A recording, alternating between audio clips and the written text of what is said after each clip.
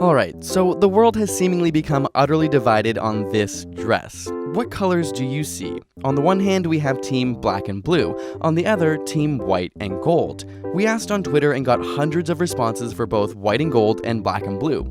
For what it's worth, we both saw black and blue and thought this was a massive prank at first. So how can it be possible for people to see it so differently? It's a phenomenon known as color constancy. Take this cube, for example. The middle square on the top appears to be a shade of brown, while the one on the side looks much more orange. But in actuality, they're both the exact same color. We promise we haven't cheated here or done any trick photography. Instead, our brain looks at the context, sees a shadow, and instantly thinks, oh, shadows make objects appear darker. And so the brain compensates and interprets the square as lighter than it appears, until the shadow is taken away. Back to the dress, and we have a similar situation, except here the context is very arbitrary. We're so close up to the dress that we don't really know its surroundings, and the brain has to make assumptions.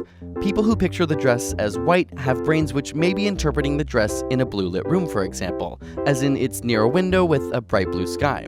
It makes perfect sense then that the white dress would be tinted blue and that the gold color wouldn't really change. On the other hand, the brains of people who see it as black and blue may be interpreting the dress in an artificially lit setting like somewhere with yellow lights. As a result, the brain sees the gold as just a reflection off of the black and believes that the blue has been unaffected. Chances are that this image just happens to be perfectly ambiguous to our brain, meaning it all comes down to individual perception and even how and where you view the image.